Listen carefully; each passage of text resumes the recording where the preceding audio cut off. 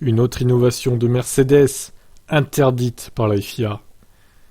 Est-ce qu'ils voudraient pas mettre des bâtons dans les roues de Mercedes, la FIA, de peur d'une nouvelle domination? On peut se poser la question, hein. Fin octobre, Mercedes est arrivé à Austin pour le Grand Prix des États-Unis avec un nouvel aileron. Avant, muni de séparateurs ayant attiré l'attention des rivaux. On soupçonnait que leur forme et leur remplacement permettraient d'obtenir des gains majeurs dans la performance en gérant d'une manière plus efficace la trajectoire du flux d'air, plutôt que de renforcer simplement les éléments de l'aileron.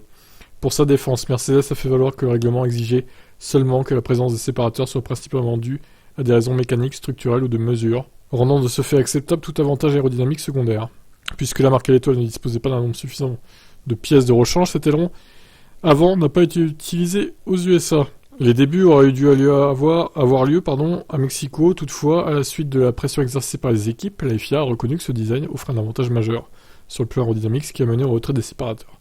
Et afin d'empêcher les équipes de reprendre le concept pendant la pause hivernale, pour contourner d'une autre façon l'exigence de la FIA a modifié sa règle technique pour 2023. La nouvelle version approuvée cette semaine par le Conseil mondial du sport auto prévoit désormais que les séparateurs de volée doivent fournir une connexion structurelle entre les profils consécutifs. En outre, leur taille et leur proximité ont également été modifiées.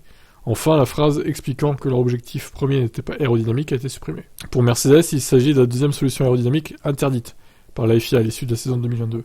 Précédemment, l'organe directeur avait décidé d'interdire le design agressif de la plaque d'extrémité dévoilée au Grand Prix de Miami. Aston Martin avait également été visé par des mesures de la FIA puisque l'aileron arrière vu au Grand Prix de Hongrie contournait l'esprit de la réglementation concernant la forme des plaques d'extrémité ne sera plus autorisé l'an prochain. Donc voilà, il va falloir innover encore et encore en espérant que les innovations trouvées par Mercedes ne soient pas interdites, puisqu'apparemment c'est la grande mode.